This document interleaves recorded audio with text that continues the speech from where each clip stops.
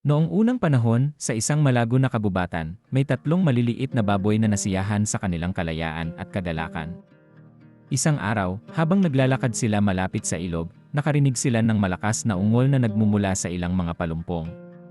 Pagkatapos ng investigasyon, natuklasan nila na isang malaki at malakas na oso ang nahulog sa bitad ng mga ngaso.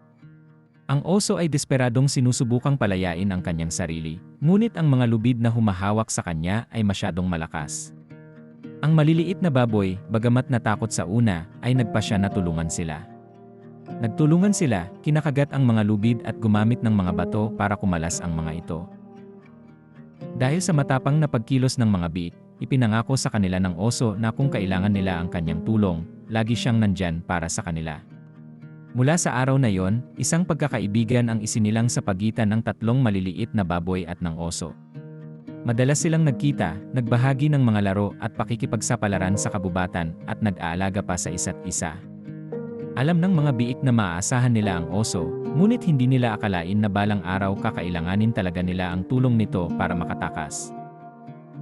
Ang lobo, tuso at matiisin, ay matagal nang nag-isip kung paano mahuhuli ang tatlong maliliit na baboy nang hindi nakikialam ang oso.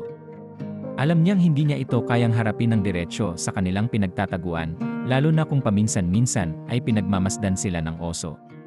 Kaya nakaisip siya ng planong puno ng panlilinlang. Isang araw, na itinago bilang isang palakaibigang naglalakbay na tindero, ang lobo ay lumapit sa bahay ng mga maliliit na baboy na tinutulak ang isang kariton na puno ng mga kalakal na ginawa niya mismo, ngunit ito ay pandaraya lamang.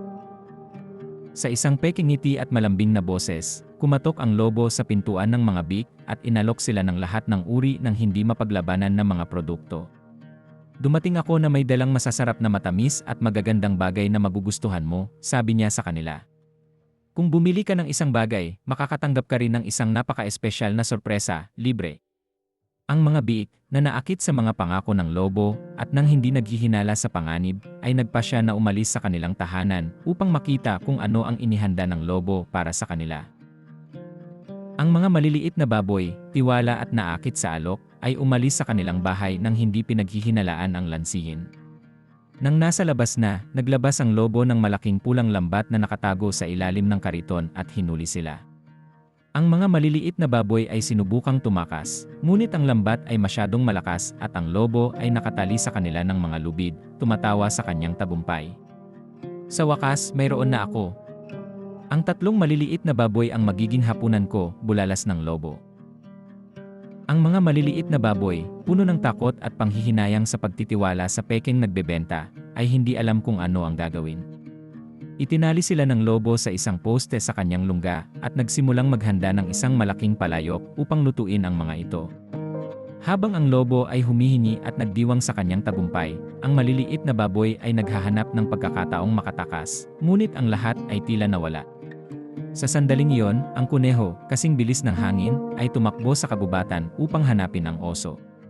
Tumalon siya sa pagitan ng mga palumpong at umiwas sa mga puno, tumakbo ng mabilis hanggat kaya niya.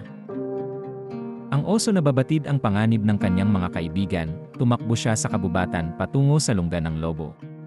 Paglapit niya, naamoy niya ang usok mula sa apoy sa kampo na inihahanda ng lobo para sa kanyang handaan. Sa isang dagundong na napakalakas na ang mga puno ay nanginginig, ang oso ay sumabog sa lungga ng lobo na ikinagulat ng tusong hayop. Hindi inaasahan ng lobo na darating ang oso, ibinagsak niya ang hawak na palayok at napaatras sa takot. Bitawan mo agad ang mga kaibigan ko, umungal ang oso, umaalingaw ang boses sa buong kuweba. Ang lobo, nanginginig sa takot, ay sinubukang bigyang katwiran ang kanyang sarili. Ngunit ang kanyang mga salita ay nanatiling gusot sa kanyang sariling wika. Alam niyang walang paraan, kaya nang walang laban, hinayaan niya sila.